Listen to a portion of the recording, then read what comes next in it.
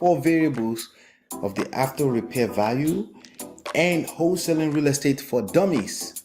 This is part 2 because we talked about wholesaling real estate for dummies a few days ago.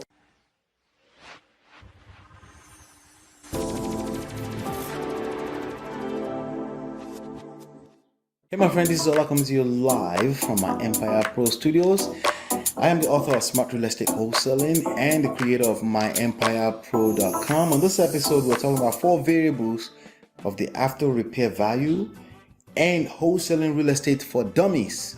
This is part 2 because we talked about wholesaling real estate for dummies a few days ago, but this is part 2 because this information is basically information you need to know so you don't sound stupid to the people that can help you in this game. This is the basics, the fundamentals of what you need to learn as a wholesaler, which is basically the art and science of finding deeply discounted properties, locking them under contract, and then assigning the equitable rights secured by this contract to a willing and able buyer who will buy the property and pay you an assignment fee, a wholesale assignment fee, in upwards of $82,000 from my personal experience. There are many people that have made $250,000, $200,000 from one single deal. Depends on how big the deal is. On an average, you should look somewhere between $10,000 and $25,000 per deal. If you do a few of those in a year, you're in good shape. And it's all about marketing and prospecting. Those are the 2 skills that you really need to master. And in order to master marketing, you need to collect data and market to these people, okay, behind the data, and then you need to have a conversation, negotiate a good deal, lock it on the contract, and boom, you're making money. It's easier said than done, but absolutely when you learn the skills, it's doable. And that's why I'm here to help you learn that skill. You don't have to go to college, you don't have to go to 4-year college, you don't have to go to 2-year college, you don't have to finish high school to do this, okay? You can absolutely learn this and start killing it, okay? Even in the midst of recession, it doesn't really matter. Of course, there are corrections and stuff like that that's going on, but this is a skill set that will take you beyond a lifetime. So it really, in truth, doesn't really matter, okay? So 4 variables of the after repair value, which is how much the property is worth if it was completely fixed up. So most properties you're going to be dealing with will be properties that need some work. Why would somebody want to sell you a property at a cheap discount, deep discount? Like 75% of what it's actually worth? Why would somebody want to sell that to you if they're in their right mind? Well, it could be life crisis. They need the cash more than they care for their property. They inherited an unwanted inheritance. It's a property that they have no attachment to. They just need to get rid of it. They don't care about how much it's worth. There's just like the kind of scenario you will find in the pawn shop, right? Somebody go there and pawn a piece of ring they don't care about, or they just need some cash. They need to survive and they need cash to do that right now.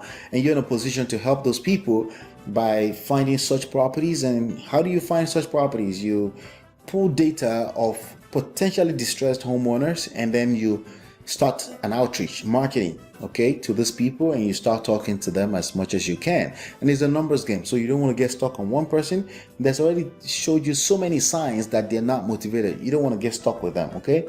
So there's a question that came in here that inspired ARV for dummies. Okay, so let's go through the question really quickly, and then I'll go through the 4 variables that you need to really you need to ingrain into your brain so you can always remember. You need to have in your back pocket always, because you're going to come back to those numbers all the time, right? So it goes, I have a very serious and important question for you. I know, right? I have a house in Wichita. I don't know where Wichita is. That city sounds so familiar. That a guy wants to sell. The house needs a complete tear down rebuild. Okay, so it needs full guts, like complete rebuild, right? So if that was here in New Jersey, that's about somewhere. It depends on where the property is, depends on the size of the property, but you're looking at $125,000 to $225,000. It just depends on quite a few variables, right? The house needs a complete tear down rebuild. The neighborhood is going for $42,000. So in the area, the properties are going for $42,000, right? But if I do get it, I will get it at almost $50,000. Now, why would you want to pay $50,000 in a neighborhood that properties are going for $42,000? You want to pay more? Well, if this was a property you want to live in, sure, right? You like the property, you don't care about resale value, not in the next 10 years, 20 years, or ever, right? Then you should do something crazy, absolutely like that, right? But in wholesaling, no. There's very little room for speculation, okay? So with that being said, you should not be buying a property nowhere close to $42,000, much less higher. So saying I will be getting this as almost $50,000, making it the most expensive house in the market. No, because you overpaid for a property does not make it the most expensive. It just means you became the sucker of the market. That's all. I will list it at $60,000. Okay, now, so that's what happens to suckers. They buy something, they overpay for it, and they expect that the market will spit out another sucker at them. Okay, that's why I call this ARV for dummies. Okay, so and no, we all probably thought like this, because if somebody does a good job at selling real estate to you, you're gonna think you can mark up numbers like this, like stupid like this, right? But it's okay, because we've all been there at some level, one shape or the other. Maybe not exactly, but you get it. This is my first deal, and I don't know if it's worth it. Absolutely, it's not worth it. So this is what you need to understand if you're one of these type of people. You're coming into the game for the first time, you're brand newbie, and you need to understand how this works. Number one variable is the subject property. The property itself, how big is it? That's the number one variable. The bigger it is, obviously, the bigger the value will be under normal condition, unless the neighborhood does not have that value, right? We're going to talk about that's another variable, but the first variable is subject property. The second variable is the comparable sales and listings in the area. The sales, to know what is actually happening, how many people are actually buying in that neighborhood, right? And how many houses are available for sales, inventory, right? That's also determinant of a value in the area, right? So if there are no inventory, that can mean increased prices depending on other factors too, right? And if there's too much inventory, that can mean bad. Like if there's too many foreclosures trying to sell in the market, that's negative, right? So number three, market period. So when you're looking at comparables, right, it needs to be within a certain period of time. You can't be looking at property that sold 3 years ago and be using it as comparables. It needs to be within the last 6 to 12 months in most neighborhoods in the United States, at least in most neighborhoods that you should be looking at. Okay, there should be sales in the last 6 months in the area. Now the fourth variable, hello, bingo, distance radius to subject property. How far is it from the property? So when I say area, we need to put a number on that. It needs to be within the 1 mile radius of the property sold in the last 6 to 12 months. Those are the comparables. Those are the variables that would determine the after repair value of the property. Not just how you feel, not just because you feel I could mark up the number. No, it doesn't work that way.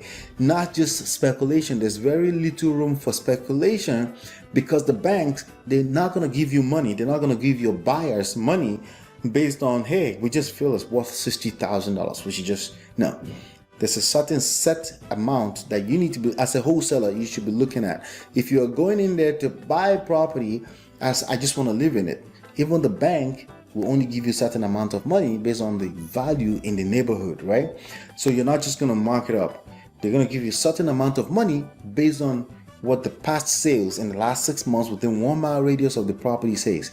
So what if in the area there's no houses? The houses are built very expensive and they're at least 2 miles apart? Then that's just that particular type of market, and usually that kind of market is not for wholesalers, because it's going to be that much harder for you to flip houses in that area. Okay, but those are the 4 variables you need to look at. If you want more details about these variables, there's a direct link into that report in the description of this video, so you can understand it fully and use it, having your back pocket printed out, whatever you want to do with it. If you've gained something from this, you may want more. If you need to build a pipeline, go to smartrealestatewholesaling.com, smartrealestatewholesaling.com, and if you go there right now, I'll give you real estate money secrets for free as well too. Hopefully you've been enlightened and educated. I'll see you on the next one, and peace.